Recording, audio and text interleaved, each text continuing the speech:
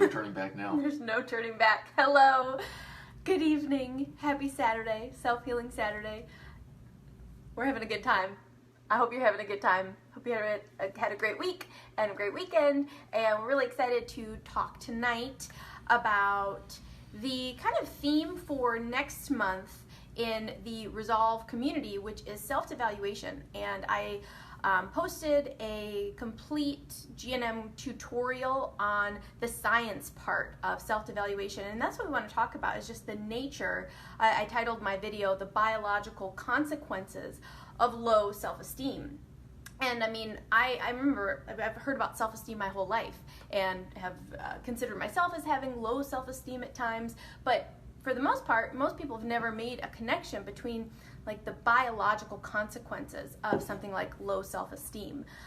You can kind of read it in a person almost with posture, which I think is really interesting, is certain people, that have scoliosis or kind of like are hunched over and they're, they kind of close in on themselves, is kind of a posture of low self-esteem, and people who have higher self-esteem, their posture is actually different. And so, and a lot of that it feeds into each other too, right? Yeah, so like, big time. Because I know that I tended to hunch and kind of go like this, and I tended to also really kind of offset myself. So my spine actually had, I don't know if it was I don't think it was technically it had a laterality to it over to the side, and my head kind of protruded forward, which is actually one of the big things that's interesting. I remember, I think it was Wogan or someone was talking about, or CBP was talking about, just chiropractic stuff, about how forward head posture or a change in the curvature in the upper part of the spine always precedes these lateral bendings and stuff, which is really super interesting, giving self-devaluation, Yes. In the cervical spine stuff, the bones of the upper neck and all that. But it feeds into each other, right? So like if I'm walking around like this, because I'm almost apologizing for taking up space,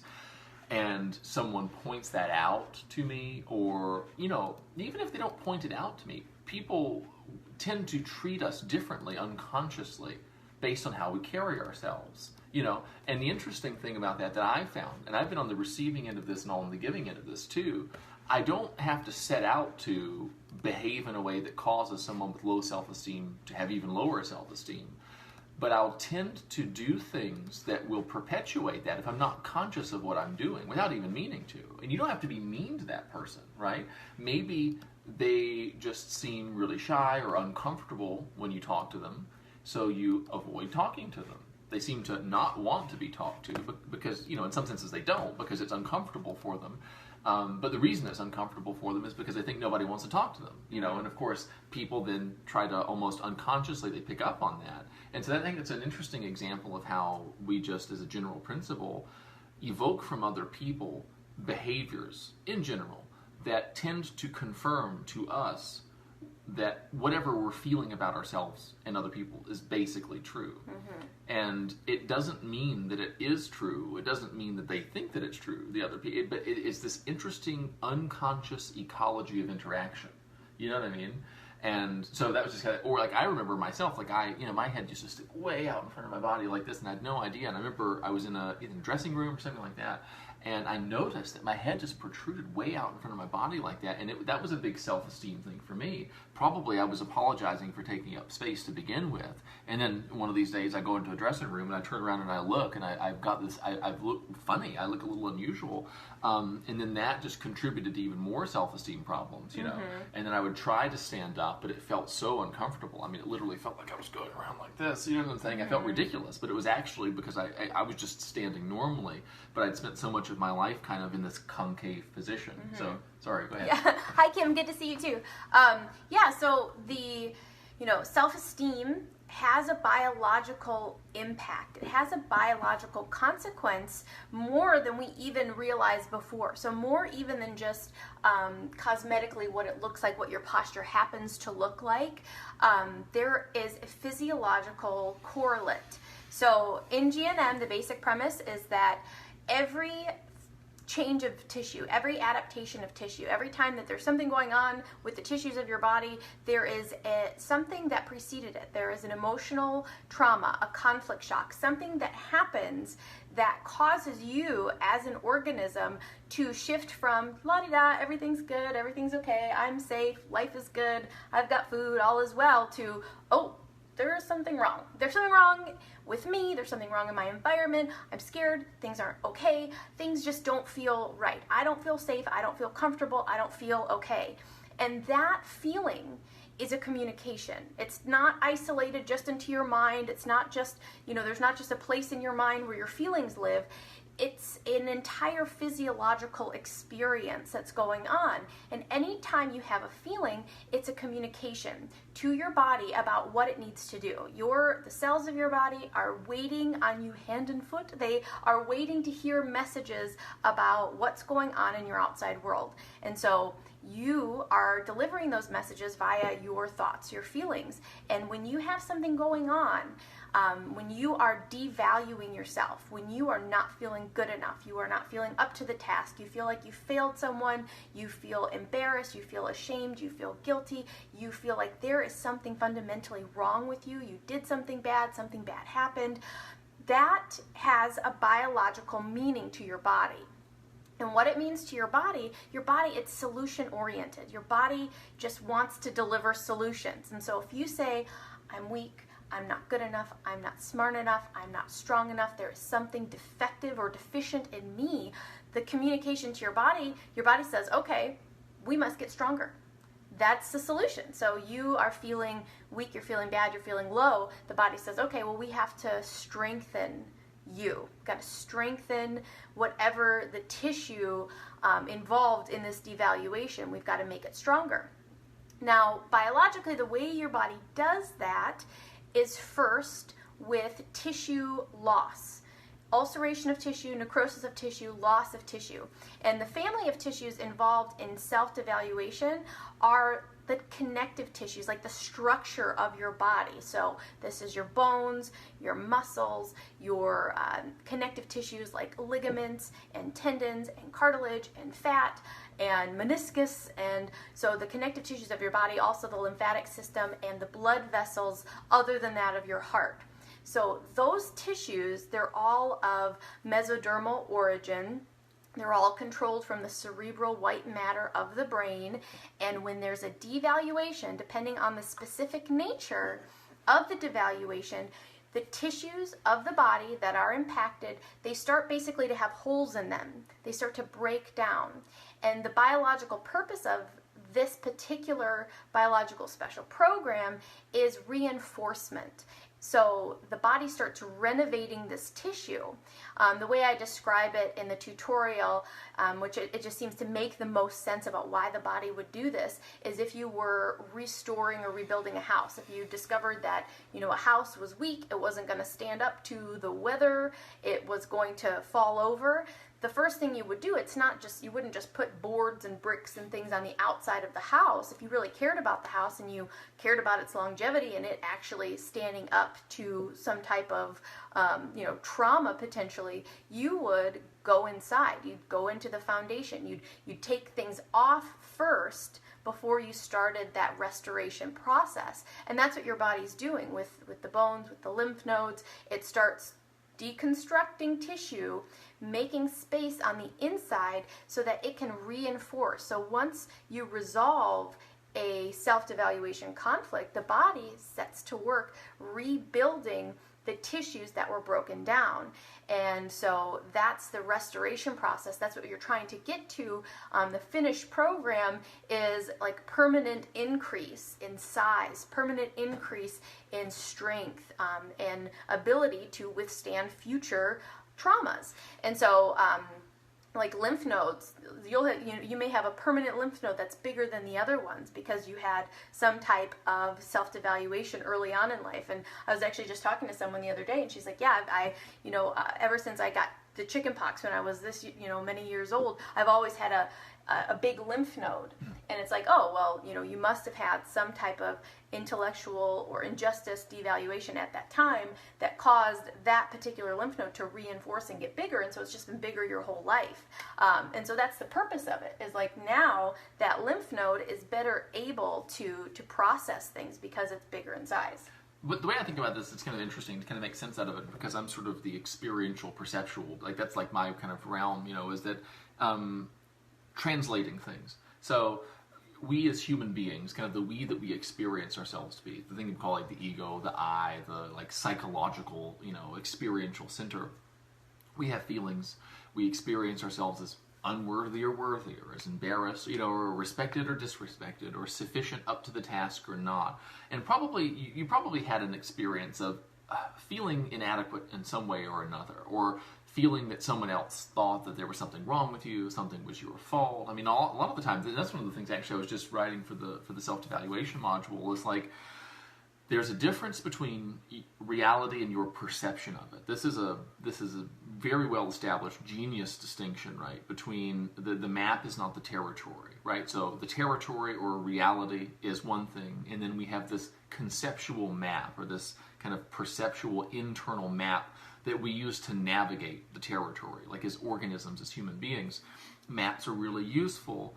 But there are some certain things about maps that if we aren't really aware of them, about their limitations, that we can get ourselves into some trouble. A lot of people, they spend so much time looking at the map, their map of reality, that they basically begin to experience the map as reality. They begin to experience their perception as reality. So if something happens in my life and my perception happens to be arranged in such a way that I perceive that thing as my fault, there is no difference between me perceiving this thing as my fault and it being my fault. It's one and the same. I saw it that way, and therefore it was the way that it was. I'm stuck with the perception that I happen to have. Now, the interesting thing about that is that if I'm unconscious enough of my kind of creative processes to mistake my perception for reality, to mistake the map for the territory, chances are the map that I'm using isn't very good. Chances are my perception isn't as resourceful as it could be, right? Because to the degree that I'm choosing this stuff consciously, I tend to choose in ways that serve me. To the degree that I'm choosing this stuff unconsciously, it's possible, right, that I'm choosing in ways that really are not really helping me that much. And so, because our perception is our perception, one of the biases that tends to really be common in it is that we perceive everything in terms of us.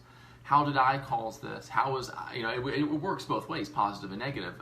If something good happens, sometimes there are certain people, perhaps someone like this, who is inclined to kind of take all the credit. Very often, they genuinely experience themselves as being the creative epicenter of this wonderful thing that has happened. They experience themselves as being focal. They are the reason that it happened. On the other hand, there are people, especially kids, people know about this pretty well, that like when parents get divorced, very often the kids feel like it's their fault. Kids are making this map of reality, and because it's their map they are going to use to navigate, one of the things that's kind of intrinsic to that map is that it tends to overemphasize their role in being to blame for anything that happens to go wrong, right? And another thing about this is, I don't know if you've ever had this experience, probably so, of being shocked or unexpectedly blamed for something that you really didn't think it was your fault at all. It would never even occur to you that it even could be your fault, and some really angry person shows up, maybe a boss or a parental figure, or someone who has authority over you in some ways, especially if you're a kid, and something like this happens. That is an experience that you never, ever, ever want to have repeated again. I never want to get caught off guard. I never want to think I'm okay and then have someone who's above me show up and say, "You're not okay. What you did here is not okay." I would rather spend my whole life almost, especially if I'm choosing this unconsciously, I'd rather spend my whole life thinking that it's my fault when it isn't, for the 1 in 1,000 chance when someone shows up and says, "Hey, this is your fault," they say, "Yeah, I know that, I'm sorry." I'd rather that than have that one traumatic event repeat again, because there's nothing more devastating than that disappointment. Because as organisms, we, I think, have sort of evolved or developed, or we have a tendency to really, really, really favor false positives. I would rather think something bad's going to happen and spend a lot of time and effort and energy and negative emotion anticipating that thing. Even if I don't want that, I am wired to sort of favor the behaviors and the thought processes that lead to that, than to risk not worrying about something that might actually happen, something bad. So I'd rather worry about nothing than not worry about something. And I'll actually spend my whole life worrying about nothing just to avoid one imaginary possible event. So when it comes to the self-devaluation stuff, and when it comes to like the whole perception thing, something happens, the mind almost goes through this sorting process where it interprets everything in terms of, how is this my fault? You know what I mean? How is this my fault? And if you do that enough, your brain gets good at doing anything that it does. It doesn't matter what it is. It doesn't matter if it serves you. It doesn't matter if it's useful. It doesn't matter if it feels good. It doesn't matter if it improves your quality of life or not. Your brain, there's this really cool thing. It's called SAID, S-A-I-D, Specific Adaptation to Imposed Demand. Basically, it means organisms, they get better at doing what they do. Your brain, neuroplasticity, it's the changeability of your brain. Basically, your brain gets better at doing whatever you do. So if what you do, so if a trauma happens or something catches you off guard and you say, boy, I never want to think something's not my fault and then find out that it is again from someone else. I want to make sure I know if something's my fault. Your brain says, okay, we want to scan for all the possibilities where anything that could go wrong and any way that the things that do go wrong could be your fault. And your brain starts looking, and it gets so good at finding things that it starts finding things that aren't even there. If that's not magical, I don't know what is. I mean, and that it begins. And the interesting thing about this is it gets so good at finding things that aren't even there, and it directs so much mental energy to those things and emotional energy to those things. It causes you to attract and be attracted to situations that will actually make those things become there in your external reality. This is this notion. It's kind of esoteric, but it's also kind of neurological. It's this natural bridge of incident where reality is, to a large degree, my consciousness pushed out. And if something happens to me, and I don't want that to happen again, and my brain's designed to protect me, and it says, okay, well, to protect you from this fear, this disappointment, or this fear, or this shock, we're going to make sure we see it coming next time. But when you're looking, and you're looking, and you're looking, and you're directing so much attention to this different stuff, you start to see it where it's not there. That then causes you to behave in certain ways, or to position you and reference. And the interesting thing about this is that other people have a slightly different. So there's certain people that are maybe predisposed to self-devaluation conflicts because of the way their map formed growing up. They said, well, to survive and be safe, what we're going to do is make sure we know things are our fault before anyone else does so that we can rush to be to blame. You know what I mean? So at least we're ready for it when someone blames us. Other people, in order to survive and get along, they figured out ways to make it so that nothing is ever their fault. Nothing is always somebody else's fault. And guess who tends to attract each other? People who have a strategy for basically being okay that says everything's my fault. I know it's my fault. You don't even have to tell me. Please don't tell me. I know. I will tell you even before you get a chance to. That person tends to attract and be attracted to, unconsciously, unintentionally, outside of awareness, people whose strategies for self-preservation involve blaming whoever happens to be in shouting distance.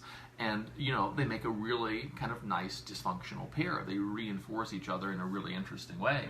And so I think it's just recognizing that perceptual aspect of that thing, and that your body is responding not to reality, it's responding to your perception of reality.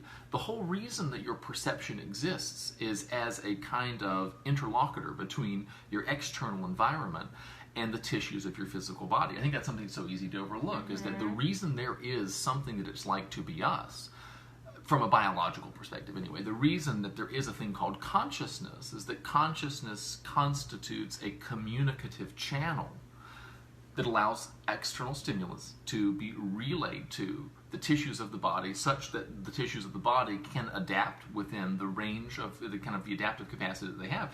They know which thing to do. And so if I'm feeling insecure, say, I'm feeling to blame for something, I'm having that experience of, God, I'm not good enough. Oh, I'm so embarrassed. Oh, I'm not up to the task. Oh, something like that. That's kind of like a psychological thing. That's an emotional thing. That's how we tend to experience things primarily. I experience myself primarily as as Steve. I don't experience myself when I wake up in the morning as an organism. It's like, oh boy, this organism sure is tired. I say I'm tired. You know what I'm saying? I don't want to get out of bed. But for every psychological experience, there is a biological translation. You know what I mean? And it's almost like, if different people speak different languages, and there's not really a lot of, 500 or 600 or 700 years ago, there's not a lot of people who speak both languages, there can be a lack of communication between those two people, but it doesn't mean that there's not an equivalent, right? So if I say a word in my language, or I have an experience, it's like there's an equivalent thing over here. And I think, for me, one of the big things has been translating my sort of psychological experience, or my emotional experience, or my subjective human experience. I say, if I were a bodily tissue, how would this experience translate? Because it is a communication. There is an equivalent going on there.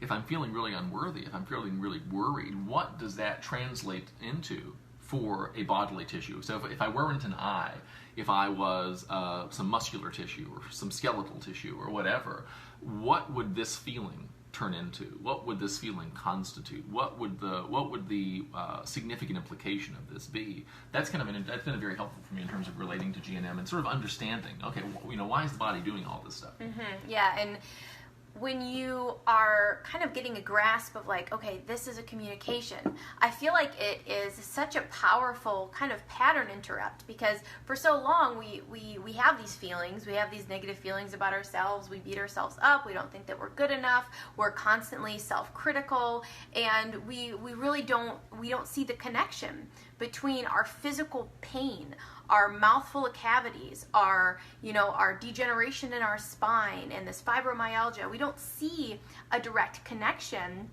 between we don't see the direct connection between that emotional experience and the physical problems. We actually just think we have a lot of problems. Like, not only, you know what I mean, like we experience ourselves as having all this emotional baggage, all of this stuff, we feel really bad about ourselves all the time, and on top of that we have some type of physical condition that's absolutely miserable. And so people who are stuck in that zone, they've got a lot to be upset about.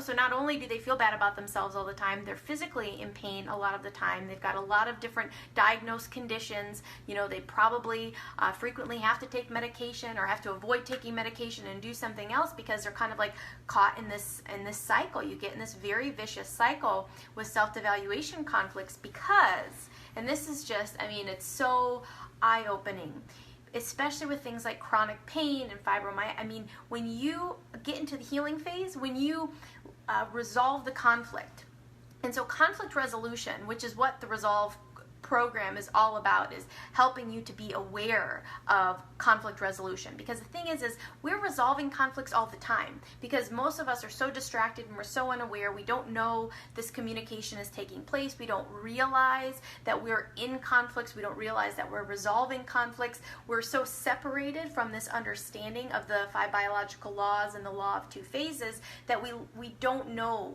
We don't see connections. And so that's the beautiful thing about GNM, is it's like, pattern recognition and connections. And I want you to see what it's like to devalue yourself, resolve a devaluation, and then experience the healing, restoration, the pain that comes along with recovery, and to see what do you say to yourself when you're in pain. And that's the toughest thing about breaking a vicious cycle, is that pain is really uncomfortable, and pain causes people to devalue themselves again.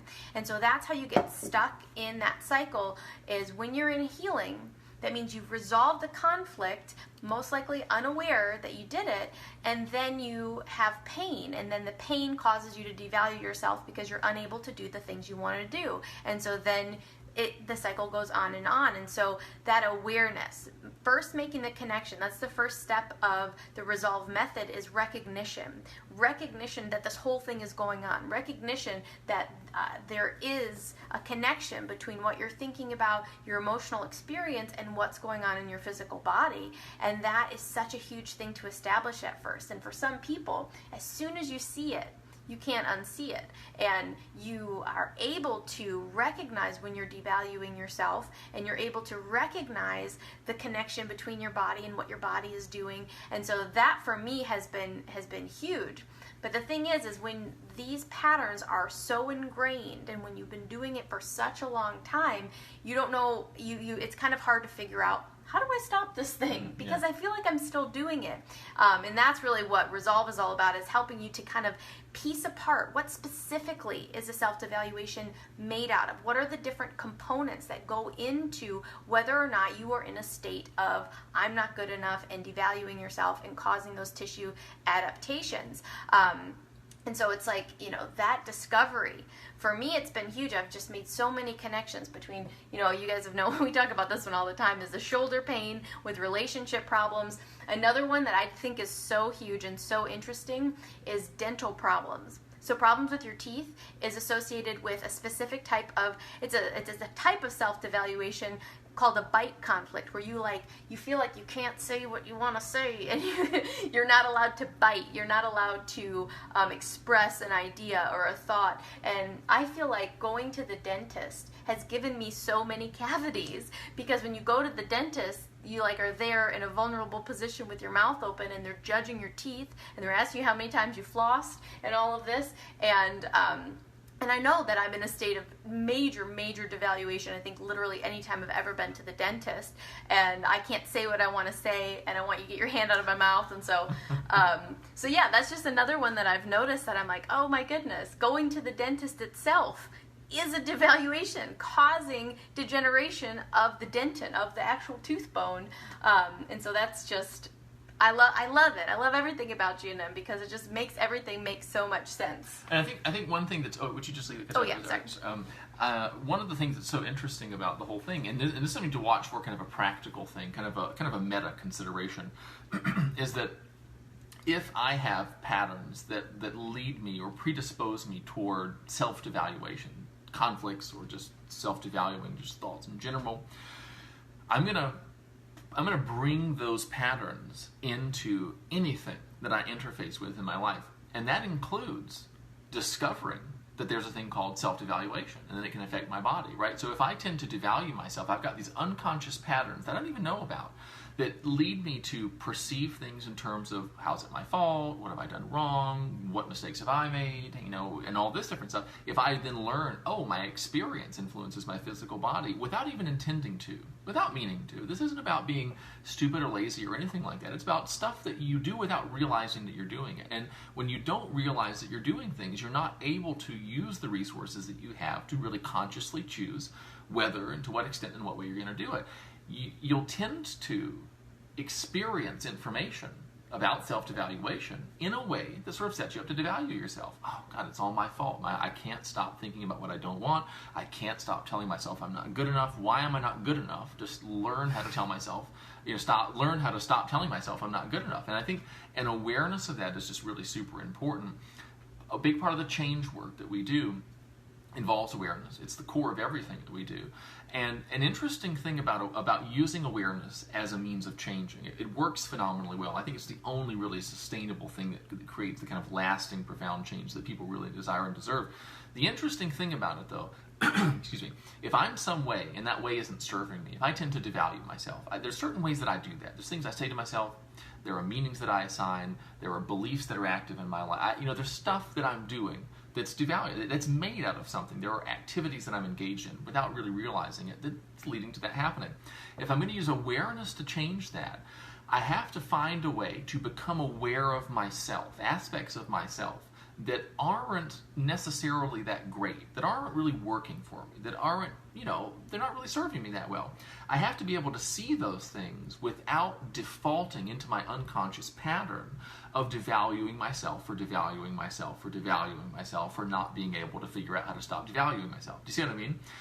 There's this thing with awareness where it's as if, think about it like almost like an audit, like the IRS. Imagine if the IRS were to say to you, listen, there's some stuff that's out of order with your finances, but what we're going to do is if you'll let us come and look at all of it and we figure out all of it, you won't get in trouble for any of it. We just want to see everything. We just want to see every mistake. We want to see everything that's going wrong, and we want to understand exactly how it's happening. And then forget about it. It's over, but we just want to see. That's what awareness is all about. It's an audit, but it's not scary. It's an audit, but you don't have to do anything except find the stuff, and it will fall away. But it's so, we are so set up to self-deprecate, to judge ourselves, to resist, to resist the fact that we're doing things that we don't want to be doing, that we get so uncomfortable that we just go unconscious. And for a lot of people, we go unconscious by just beating ourselves up because it's a familiar routine. So that's kind of an interesting kind of narrow path to tread there, where it's like, how much grace can you extend to yourself? When you find things about what you're doing that aren't serving you, you celebrate. This is the best thing ever, because that is what it is like for those things to be exiting your experience. You see this stuff as it exits your experience. And so if you haven't seen this stuff before and you start seeing it, that means it's on its way out. that means it's on its way out. But if you see it and you're like, get out of here, I don't want to see you, and you push it back down into the depths, well, it's still in there. It's still informing and creating your experience. When you see that stuff, you say, don't let the door hit you on the way out. You know what I'm saying? It's like, oh, I'm so pleased to see you, because that means that you're leaving. So that's just one thing to keep in mind. Sammy got punished for stuff she didn't do growing up. I did too. Extreme injustice. I've had innumerable conflict shocks about, and I happen to have like a really kind of clear memory of conversations and stuff like that, just because I just pay attention to conversations in a way that the people in my family didn't really. And so people would say that I had said something or not said something that I just knew, and I remember this just unbelievably and unbearably feeling of oppression and injustice, right? That this person was able to basically strong-arm me because they were my parent or my guardian or whatever, and I just knew how wrong it was. That's a huge thing. I mean, that could be a self-devaluation related to like moral, it could be an intellectual thing too. Yeah, which specifically affects the neck. And that's really cool too, is like the symbolic way that our body interprets certain types of devaluations. So like we talked about, like the shoulder. So this is my partner, so it affects my shoulder when I devalue myself in regards to him.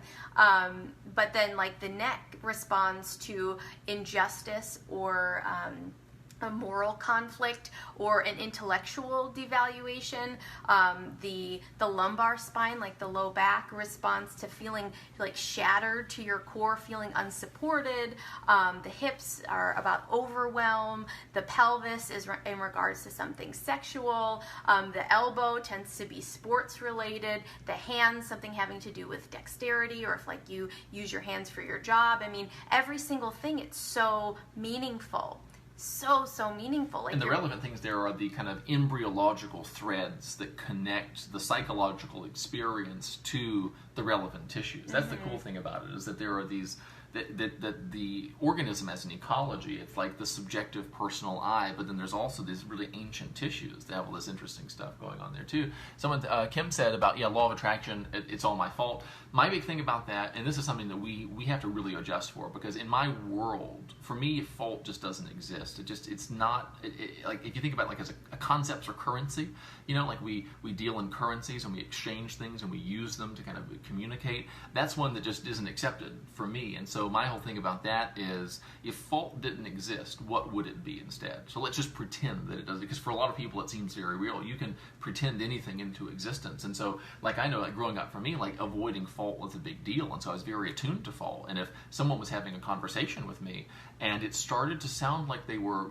ambling toward, in some indirect way, trapping me into agreeing to things that they could then use to force me to admit that something was my fault, I became very defensive. I heard nothing that they were saying except for the things I was like, you're trying to maneuver me into, and a lot of people, they live their whole life that way, and again, they're not even aware of the fact that they're doing it. And so I'll come along, for me, and that's like an example of not having a shared reality. So I'm at a point now, just because of having thought about this quite a bit, that fault doesn't exist for me. And so if I'm not paying attention to what I'm doing, it's very easy for me to have a conversation that is totally compassionate and that makes complete sense and it's very useful, assuming fault isn't a major factor in your consciousness. But if I'm talking to someone for whom fault is a major factor or a major consideration, then my conversation, the words that I'm saying, sound to that person like I'm saying it's all your fault. But for me, it's like that thing doesn't even exist. And so I have to be very conscious of, and I try to make it really clear, that this is a responsibility thing, not a fault thing. And even then, the word responsibility is just really saddled with a lot of crap. And so we've got a whole big spiel about responsibility and how it's not a concept, it's an experience. It's not something that you accept. It is almost like grace or satori, or kind of the enlightenment experience, the whole notion of the aha moment, or when your broader self comes to recognize or realize something. You don't do it by striving. You don't squeeze your eyes or your temples and strain to think really hard and then figure it out.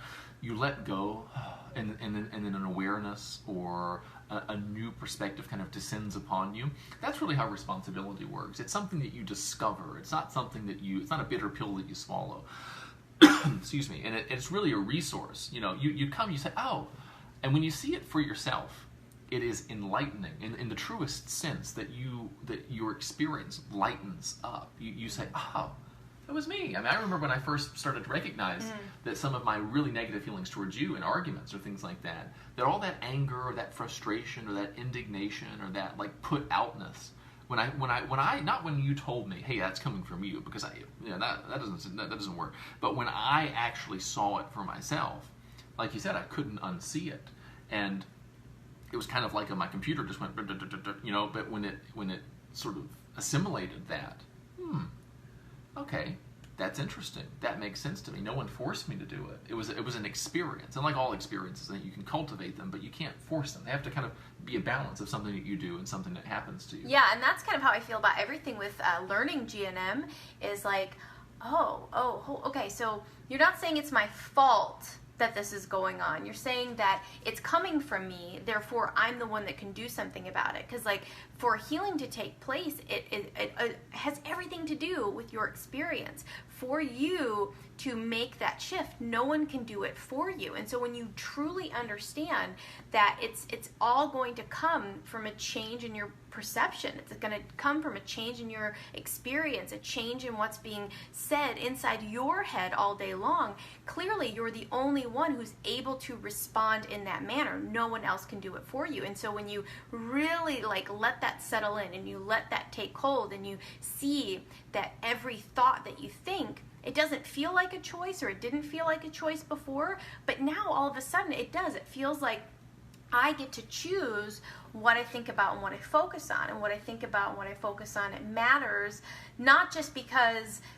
I don't want to be mean to myself. It's because it has a physiological correlation. There's like, this is me telling my body, communicating to my body that things are not okay. And I know that when I communicate to my body that things are not okay, I'm inviting symptoms into my experience, because that's just the way the body works. And so, I mean, that's what I see for everyone in the future, is just like clearly understanding that every experience is a communication. Every feeling that you have, it is delivering information to the tissues of your body. And your tissues of your body, they don't analyze things. They just respond. It's not a punishment to feel pain after you have had a devaluation. It's just a response. It's cause and effect. It's you do something, the body adapts, and then it has to restore. And so when you see that natural progression, and you see that it's just like, it's all pre-orchestrated based on like the way your nervous system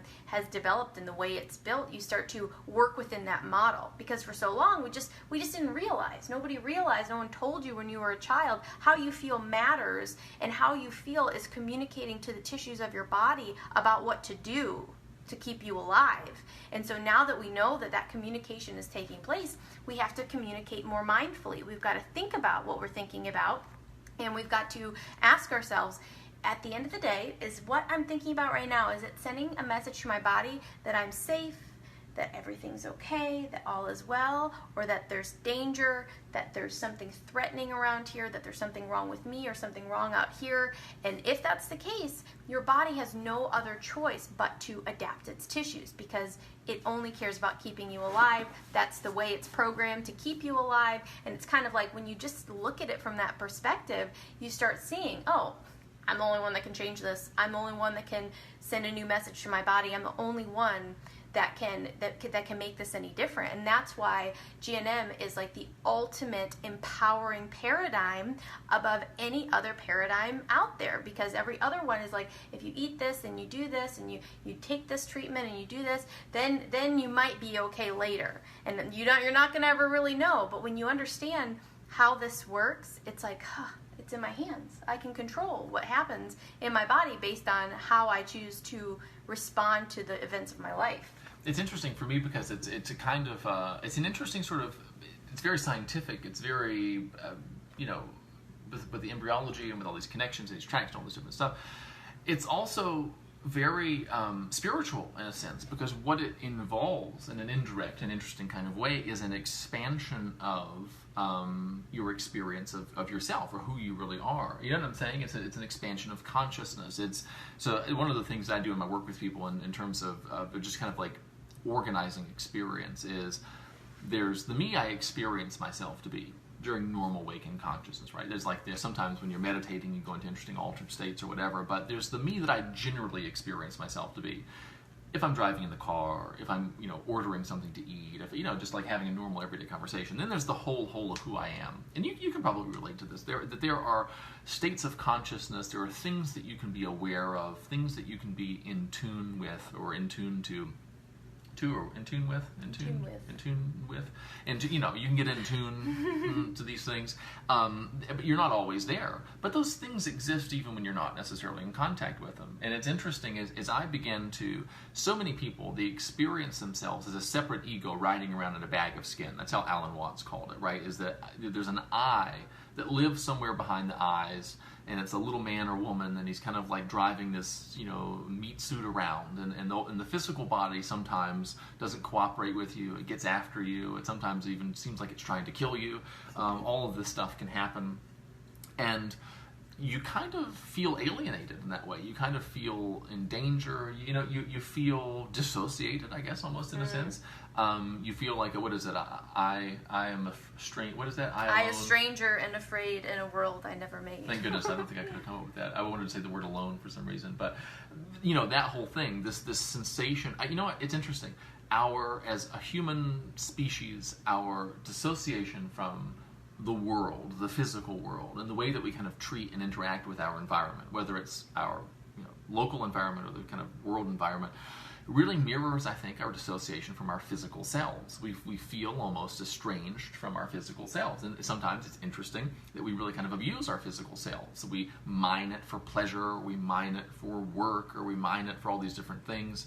And we do things to it that then kind of cause it to sort of not feel so good. Then we complain about the fact that it doesn't feel so good. And then there's certain, that's how, a lot of people, certain people have other things going on that it's not so obvious, but a lot of people kind of live their life that way. Oh, my body feels tired, it wants to sleep, but that's not convenient for me, so let me put some caffeine in it, and all this different stuff. And as me personally, as I have expanded my understanding of myself, and as the me that I experience myself to be is kind of broadened, and come to encompass aspects of myself that are normally excluded by my map of me, right? So, me is up here, and this is my body, and all this different stuff.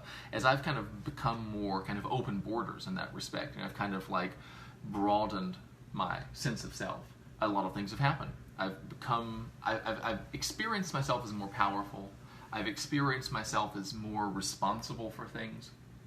I've experienced myself as integrated in an interesting way.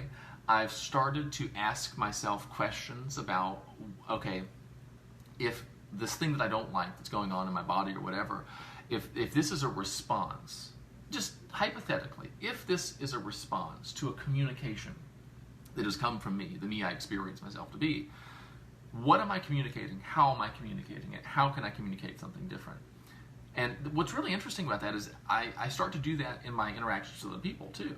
I start to ask myself those questions, start to get those answers from, talking to other people. And it starts working. Everything starts flowing in a really interesting way. There is, a period of time when you have to kind of sort out your patterns of, if you tend to blame or if you tend to devalue yourself or whatever. But to the degree that you learn to really respond resourcefully to this stuff, and there's no guilt or shame or blame here. There's only awareness. There's only an increasing experience of personal responsibility, which is an amazing thing. Call it the ecstasy of empowerment. When it flicks on for you, when it's not Steve said I was responsible, Melissa said I was responsible, I know I should be. My inner critic says I should be responsible. When you just look and see and you discover, oh, that is flowing forth from me. That's an amazing experience. Mm-hmm. It's like the Alan Watts thing. Do you do it or does it do you? There's one of two kind of experiences that kind of flow from that. Either you just kind of dissolve and the universe is just doing its thing, and you're just kind of a part of that, and and it's doing you, or you experience everything as you're doing. You experience yourself in a very positive sense as this empowered kind of creative experiential epicenter, and that for me has very practical applications. Mm-hmm. It's fun to sit and kind of zen out, and that's great, and it's wonderful. But that, there's also the chopping the wood, the carrying the water. There's also the really practical stuff. There's also like, what does that translate to when I'm sitting in traffic? Or what does that translate to when someone gives me some negative feedback? What does that translate to when someone criticizes me in a way that's legitimate? They have a legitimate criticism of me. What's my perception? What's my experience of that? What's my perception? What's my experience of when someone sort of criticizes me in a way that I don't think is legitimate? Can I respond resourcefully to that? Can I take responsibility for my experience of you?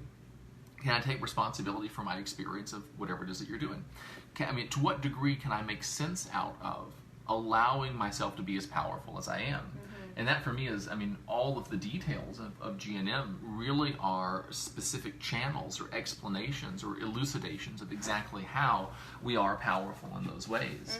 And if a person can only come to the information from that perspective, then there's nothing but opportunity for you. There's nothing but it's just such a cool thing when you begin to realize the fact that I see myself the way that I do says nothing about the way that I could be seeing myself, says nothing about the way that I can be seeing myself, says nothing about the way that I have to be seeing myself into the future. That you can create drastically different perceptions and experiences of your personal history. This is interesting too. A lot of self-devaluation doesn't kind of surround things that are in the past. But if I'm devaluing myself now because something happened to me when I was young, or I made some mistake, or I whatever, something in the past happened and it shook me to my core, cracked the foundation of my self-concept. The interesting thing is, it's not the past event that's impacting me. It's my present experience of the past event. And the reason that that's a useful distinction, the reason I think it's a useful way of thinking about it, is that I can do something about my present moment experience, regardless of whether it's a present moment experience of the past or not. If it's happening here and now, I can do something about it. You know what I mean? Doesn't mean I have to do anything about it. Doesn't mean I'm wrong for doing it the way that I'm doing it. It just means if I can figure out how, right here and right now, I am creating my experience, the experience that I'm having of my personal history. Thank you so much. I'm in desperate need. Yeah. I then know a lot about how I can create a different experience. And if I can create a different experience of my personal history, I'll have a different experience. And if I change it from a self-devaluing one, or one that leads me to just a sensation of not being good enough, or being unworthy, or being broken, or being, whatever it is, if I can create that experience, I can create a different one. And I think when a person discovers that, not that they have to, it's very important. Because if I will never tell anyone that they have to do anything, because I just don't believe it's true. I feel like I'm lying to you if I tell you that you have to do something other than what you're doing now. I feel like I'm lying to you if I tell you that you should do something other than what you're doing now. The only way I can say something to a person and feel like I'm being honest with them is if I tell them that it's possible for them to do things other than what they're doing right now, if they want to do it.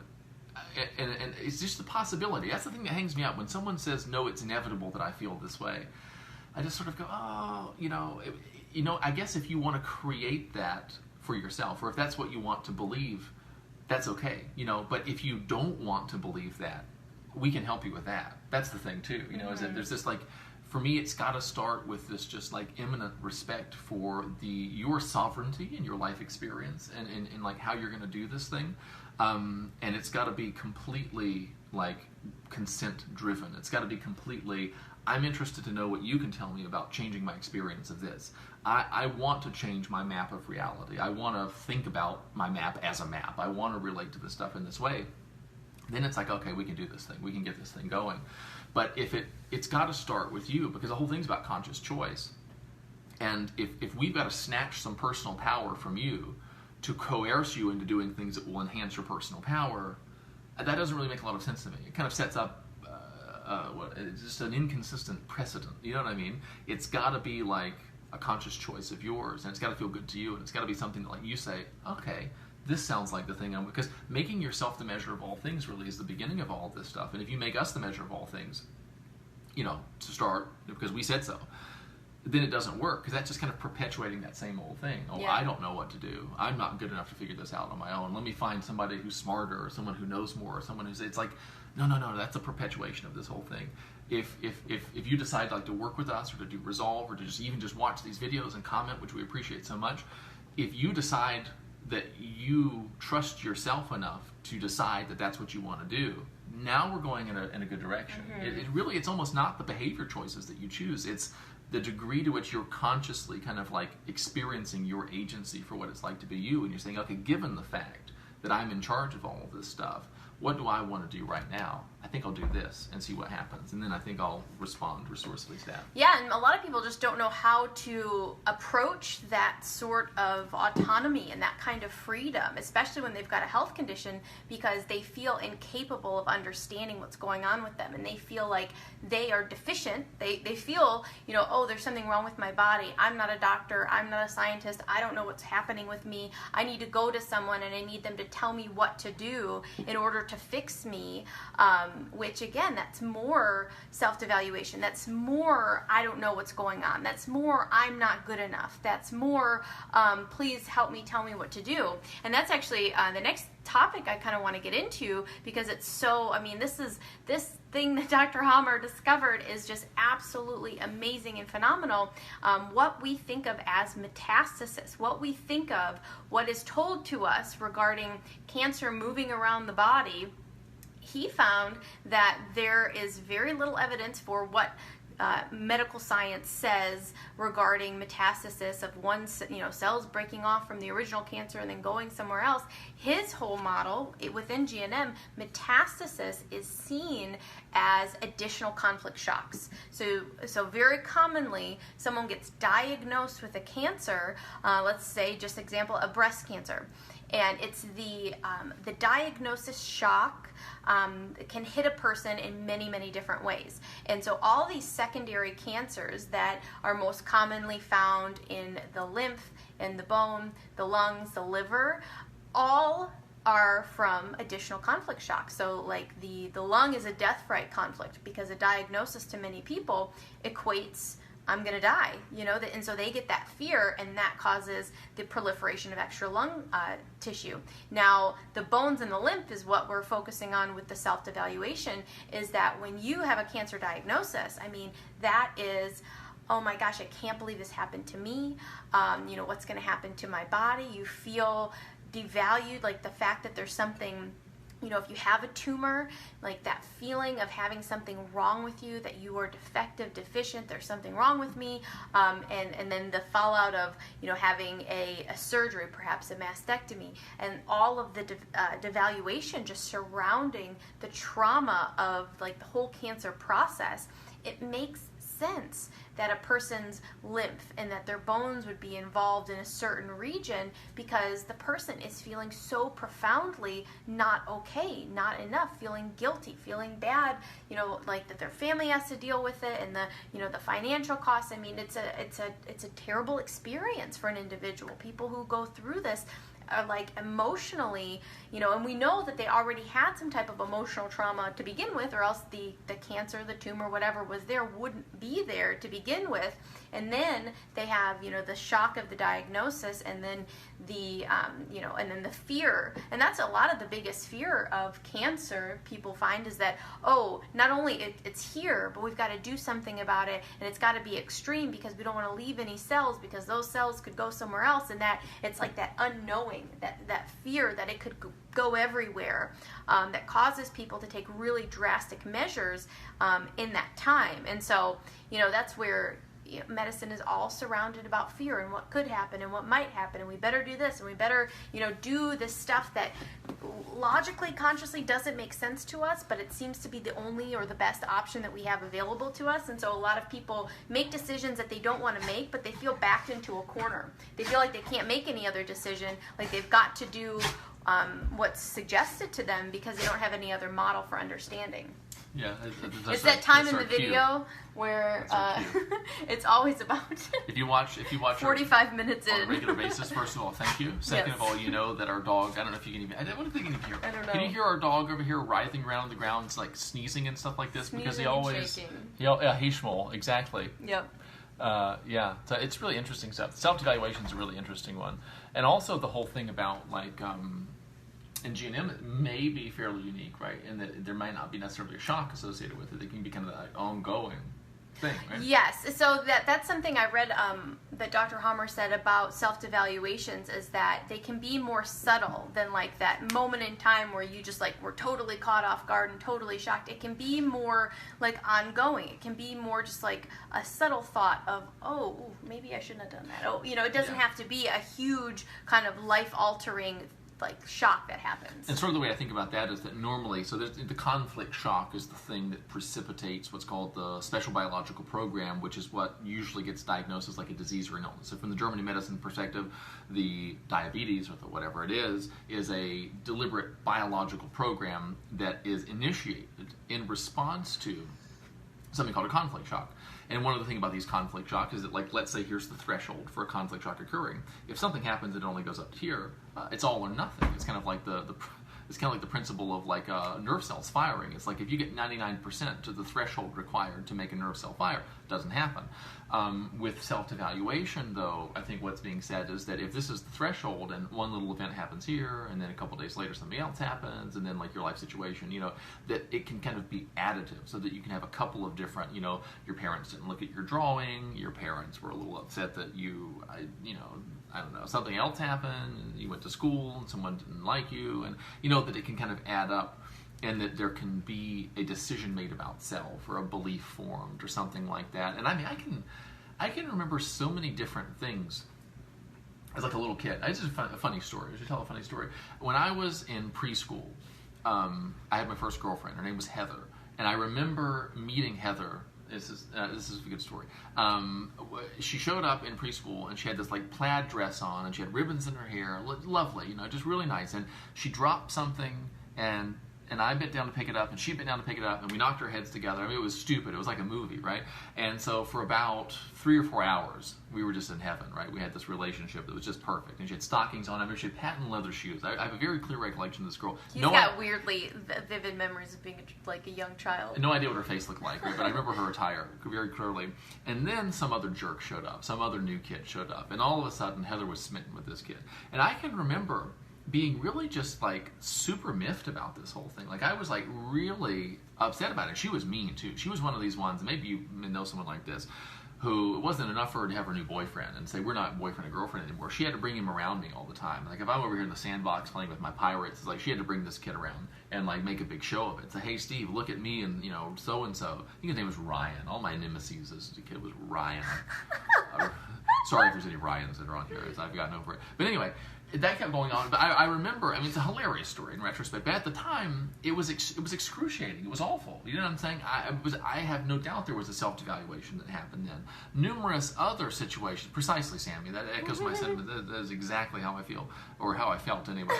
I sometimes wonder where she is right now, and I feel sorry for whoever she's with, because probably that pattern got established that early on. Probably she's not the easiest person to get along with. But hilarious. It's easy to. One of the things is that, and this is another thing in the module that's going to be coming up next month. I think that we live in a culture. We live in cultures or societies where, if I can't rationally explain to you why I'm upset, I'm almost not allowed to be upset. I'm not allowed to make a problem. I'm not allowed to feel in a way that's inconvenient to you, because you're busy. You've got your own feelings that you're dealing with, so on and so forth. And so, in order to, have you ever been judged or kind of quieted down for expressing feelings that someone else deemed unworthy of disturbing their kind of like unconscious daily activity? I think that when that happens a couple of times, I mean, talking about Sammy and all this stuff, like I used to feel as if people weren't listening to me, or I wasn't allowed to, and people would, my parents would actually say to me, you're not allowed to feel that way. You can't feel like that. You have no right to feel that way. And I just remember this sensation of kind of rage or injustice or an encroachment or an invasion. But I think that when we're told we're not allowed to feel certain ways, again, our body says, our little internal map maker, our little psychologist that lives inside everybody says, okay, well, there's certain emotions that we get in trouble for expressing, and so we need to figure out a way not to express those things. If you've ever felt some way and had to force yourself not to express it, that's a very psychologically expensive thing to do. You burn a lot of willpower, you burn a lot of psychic energy trying to stifle the behavioral manifestations that come with feeling some way. And so I think the brain's an efficiency machine. The brain is very lazy in the economical sense. It wants to find ways to conserve energy, and willpower is a measurable energy. Roy F. Baumeister has a book called Willpower that's super interesting. It actually burns up glucose to force yourself not to do something that you feel like you really want to do, or force yourself to do something that you don't want to do. So the brain says, all right, man, it's hard to consciously resist this urge to do these things. To act on these emotions. Gosh, I wonder if we could make these emotions less conscious. I wonder if the person wasn't conscious of feeling that way. I bet it'd be a hell of a lot easier for us, the brain, or I, the brain, or whoever, however, I don't know how the brain experiences us, itself. the brain. I think there's definitely multiple consciousnesses, which is another super interesting thing. Certain people who have had the part in the middle of the brain, there's these two hemispheres, and there's something in the middle called the corpus callosum. And certain people, I think for seizures, sometimes they'll have to cut that to try to prevent seizures from happening, or that's like the medical approach anyway. And when that happens, very often, like, you know, the whole biblical expression, right? Don't let one hand know what the other hand is doing. They literally have that kind of a situation going where they'll, I can't remember exactly what will happen, but basically they'll do something with one of their hands, and if you ask them what they're doing in one way, they'll say, oh, they'll be able to explain it to you. But if you ask them in another way, they have no idea what you're talking about. And there are literally these, it's not one point of consciousness in there. There's multiple ones, and they kind of integrate inside the brain. And so, you know, you ever feel like you're a different person? It's because, you know, you've got the capacity actually to be different people. There's a whole interesting thing about ego states, right? Parent, adult, and child. These different psychic states that exist within us, or that we have kind of the capacity to experience ourselves as being. We have these patterns of behavior, patterns of feeling, these almost like if you've got a computer, let's say your brain's a computer, and you've got different like old floppy disks, you know, and you put one floppy disk in, it's one program, put another floppy disk in, it's another program. It's almost like those ego states run that way. I mean, if I'm got one going, I'm a different person than if I've got the other one going. I experience myself differently. I don't remember sometimes what I have done when I'm in these other ones. In any case, if you're not allowed to express your emotions, if you get in trouble for expressing certain emotions, sometimes one thing the brain will do is it will contrive to make you less conscious of how you're feeling, or make you less conscious of feeling certain ways. The interesting thing about that, though, is that the body responds not to how you're conscious of feeling. The body responds to how you're feeling. The body doesn't respond to what is reasonable or what is deemed reasonable for you to feel. The body's responding to how you're feeling. It doesn't care what your parents or your inner critic or society or your men's club or your women's group or whatever thinks that you ought to be feeling.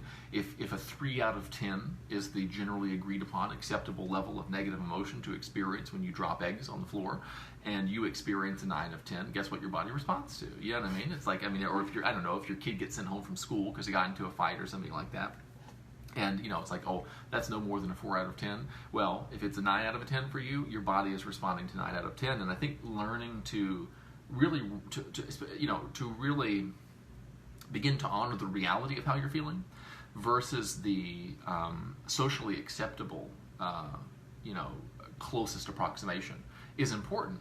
Because your body doesn't give a shit about the socially acceptable version of how you're feeling. It's listening to your experience even if you aren't. And recognizing that and saying, gosh, maybe I better listen in too. Like if I'm conscious of my communication with someone, like if I'm talking to you, I'm very conscious of what I'm saying. I'll hear things that I'm saying that I wouldn't hear if I wasn't paying attention. And I will express myself in a way that's more conducive to getting the kind of responses that I want. And so that's one of those big things, and it's an awareness thing. It's developing that inner watcher, that ability to simply observe with detached curiosity how you're feeling. And if you see someone, for a long time when I was first getting started in coaching, I followed some other coaches, really successful people and stuff like that, and I'd see them getting a lot of good positive reactions. I'd see them, getting a lot of like favorable stuff, and I would be sort of hostile towards them, or I would feel like I was better than. I would feel certain things about them that weren't really high-minded spiritual things that you wouldn't go say, boy, you wouldn't be necessarily proud to announce these feelings. And when I said to myself, oh, don't feel that way, that's not really becoming of someone that's, who you want, the more I did that, the more I felt those things. But when I sort of said, oh, that's interesting, I don't really feel this way, literally, but that's a feeling that's a part of my experience right now. I've noticed that I'm kind of resenting people. I've noticed that I'm inclined to diminish somebody else that says something about what I think their success implies about me. I've got some scarcity mentality going on here. And that's just an example of how when you become aware of the stuff that you got going on, if you'll just let it be okay, and if you'll look at it, the looking changes it.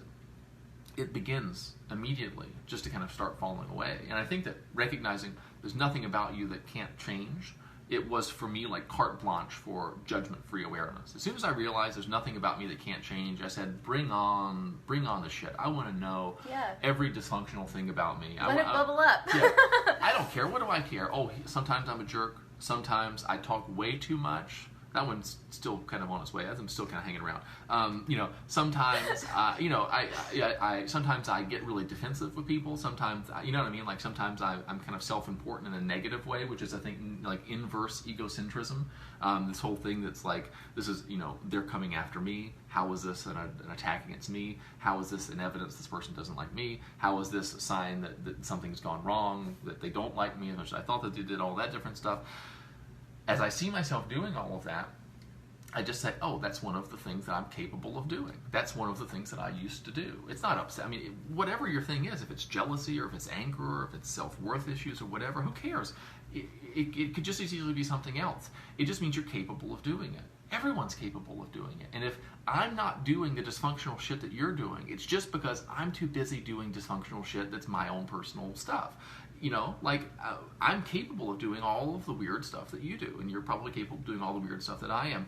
What you are doing is not a commentary on what you have to do, and it's not even a commentary on you. It's just what you happen to be doing. If you call me up in the middle of the day and say, what are you doing? And it's like, well, I'm working on the toilet. You know what I'm saying? There's something wrong with the toilet. I'm trying to fix it. I'm not a plumber. Doesn't mean I'm a plumber. Doesn't mean that I spend all of my time doing that. It's just what I'm doing right then. It's what I'm happy to be doing, if you call me up and I'm eating an ice cream cone or something like that, like, is that a fundamental commentary on me? Does it give you a huge insight into who I am? If I'm having a fight with Melissa when you happen to call me, does that mean that we have a bad relationship? No, it's just one of the things that could be happening. You know what I mean? And I think when you recognize that, there's just tremendous freedom. When you find a way to make sense out of not bullshitting yourself, and I mean that like in a like super spiritual. I think that sometimes the really common speak is the most spiritual stuff because it's what really goes down in the head. When you find a way to make sense out of being completely transparent with yourself, you really take all the brakes off. Your whole life begins to change. Things begin to fall away. I mean, at an incredible pace, and positive change. You discover the fact that uber spiritual. You discover the fact that it used to be that you knew someone was spiritual that didn't swear. Now you know they're spirituals that do, right? Actually, now you know someone's spiritual if they talk about how it used to not be, but now it is. But it gets more and more convoluted. Yeah, it does. Well, this is the price of authenticity. We have to there's just this freedom. It just becomes so much fun, and life becomes like a jazz improvisation. And it's like, I don't know what's going to happen in the most wonderful way, but I'm just kind of going with it. And I've been doing a really good job all along. It's just now I realize how good of a job I'm doing. And to the degree that I realize how well I'm doing, I tend to do a whole lot better. And on and on. Yeah, something you said reminded me, there was a question in the GNM self-healing group about fear. And like, I'm afraid of symptoms, and I thought that learning GNM would help me not be afraid of it, but I'm still afraid that if I didn't resolve a certain conflict, that this conflict is still going on, and that I might have symptoms later on. Hi, Kathy. And the thing is if you let that fear like show itself, just like when you let these things, these conflicts, instead of, don't repress them, don't be afraid of them, don't say, oh, I can't go there because I might have a conflict and I might, have whatever, like that repression and that desire to like shove things down and like put them away because like they're no off limits, that creates so many more problems. If you like invite them all out into the light of your awareness and you kind of sit down and talk with them. And that's really, that's what we are doing in the Resolve program, is like, let's see, what is the stuff made out of? Like, because it's not, that's the thing about thought, and that's the thing about experience, and that's why we have to talk so much when we do this, because we want to get at an experiential essence of something that's like unspeakable, because it's invisible, and that's where like the realm in which we work, and this is why medical science can't do what we're doing, because it's unmeasurable in the normal sense. You can't do a blood test and see all the thoughts you've been thinking.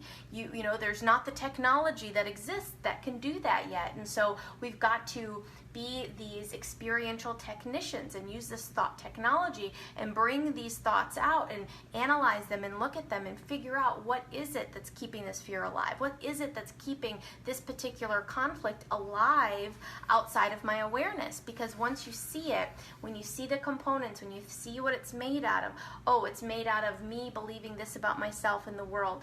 It's me telling myself this certain story. It's me saying, oh, this means ... about me. You know, and it all comes down, like, it can boil down to these essences, and you're like, oh, that's what I'm really afraid of.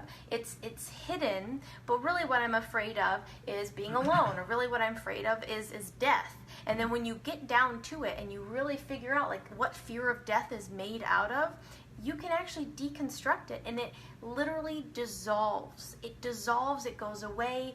No longer, it's not like we're people who have all of these like terrible things that we've just found a positive spin, and now we just like, it's like they decompose these fears, these conflicts, these traumas, these problems, these, you know, this baggage that we've been carrying around. It goes away when you look at it in a certain way. When you have the technology, when you have access to certain technology, you can deconstruct these things. And so, I mean, that's really like the essence of what it is that we are here trying to do to help people, because that's what we've done for ourselves, is to deconstruct these patterns, to become aware of them, so that we can live conflict-free, because living conflict-free is a lifestyle. It's, you know, becoming anti-fragile, having access to certain thoughts that allow you to see things in new ways and experience things in new ways, makes it so that you're not, you know, you're not afraid of the past or regretting the past. You're not afraid of the future. You're just kind of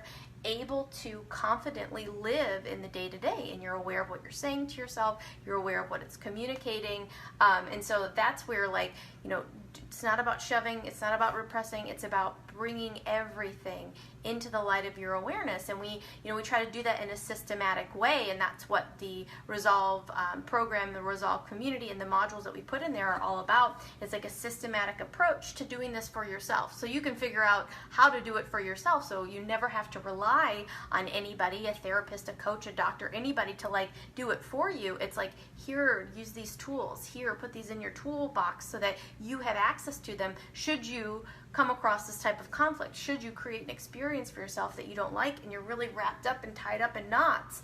It's like, you know, it is helpful sometimes to have someone come and like help you untie the knots, and that's what I do in my one-on-one coaching. That's what Steve does, and you know, that's what the entire Ever Better Life course is about, like these maps and these tools and these ways that you can start to unravel these things. And that's, you know, specifically what the Resolve module is about. Like the June one, it's all about self-devaluation. It's all about how can you get in there and start figuring out what this is made of for you, so you can finally be done with it and live, you know, without a self-devaluation going on all the time. Yeah, and it's getting a sense for that stuff that's going on behind the eyes too. Just kind of going back to the what you were mentioning about, oh, now I'm worried about this and this and this. Probably that person, that they tend to, there are patterns of thinking and of relating to information that are clear to us because of the fact that we work with this stuff all the time, and because of just like a general kind of awareness of patterns that person may not be seeing.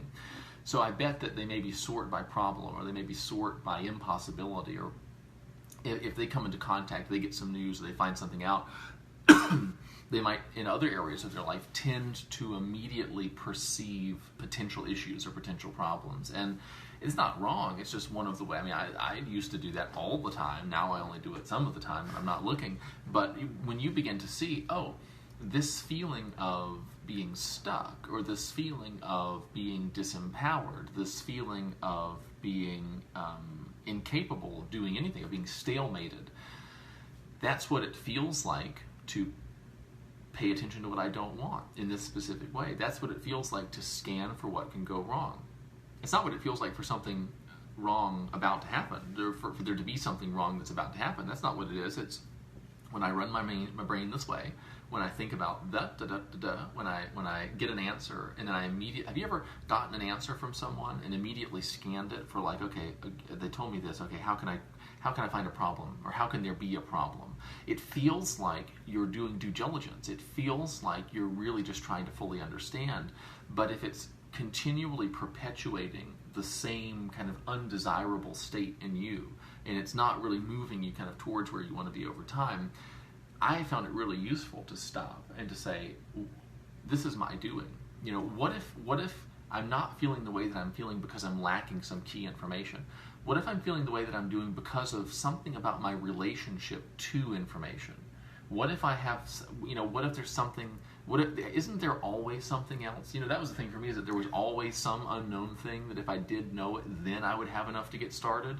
And for me, it was an unconscious strategy for staying the same. I could rationalize not taking action mentally, behaviorally, emotionally, because there was one more question that I had to have answered. If I could just get that one more bit of information. And I just I had the benefit of people in my family kind of did this too, and so I watched them and I kind of watched myself, and I sort of said, wait, is that what that looks like when I do it and feel? Is that what it feels like to do that? I think it is. And I would watch myself do that, and then I kind of like stepped back and I saw the whole course and timeline of my life, and I realized, man, I could do that forever. And what would be the consequences of doing that forever?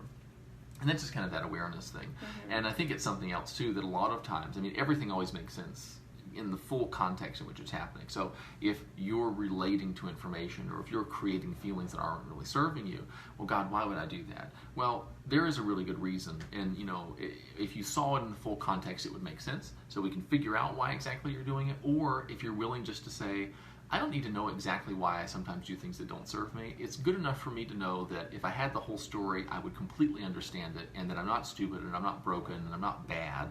It's just, this happened. It's like you ever see like a tree that grows this way, that way, the other way. It's like it's growing this way, and then there's a fence, and so it kind of grows in the opposite direction, and there's another tree, and it kind of grows over here, and it's like, imagine if that tree were to say, geez, why am I so crooked? This is I don't like to be this way. All these other trees are straight. And it's like, well, if you look at the history of the growth, it makes sense that it's growing in that way. For you, it just so happens that, you're capable of sort of straightening yourself out if you want to, or getting crooked or loopy in a different, better feeling, more fun kind of way. And I think that, just write it off. Life experience, write off. If I had the whole story, every effed up thing that I do right now would make perfect sense to me, and I wouldn't feel bad about it. And so since I know I wouldn't feel bad about it if I had the whole story, why don't I just go ahead and not feel bad about it now and save myself the time? Because psychiatrist is really expensive, and you can archaeology and dig up all that material to find out, oh, it makes sense that you have the things that you do have. Well, great. What are you going to do about getting rid of them?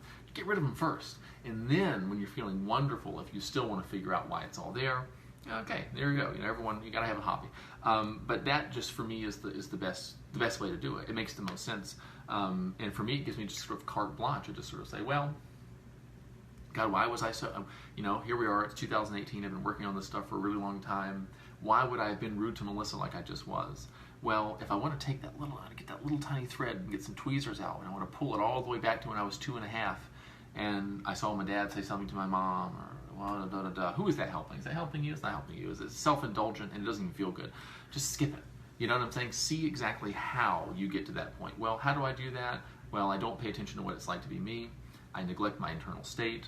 I scan for what's wrong. Melissa does something I don't like, and I decide that means she doesn't care about my preferences. Then I feel really angry, and then I do something. I behave in a way. I make a remark. I use a tone of voice that reflects that internal state that I allow myself to create by not paying attention to what I was doing in my head.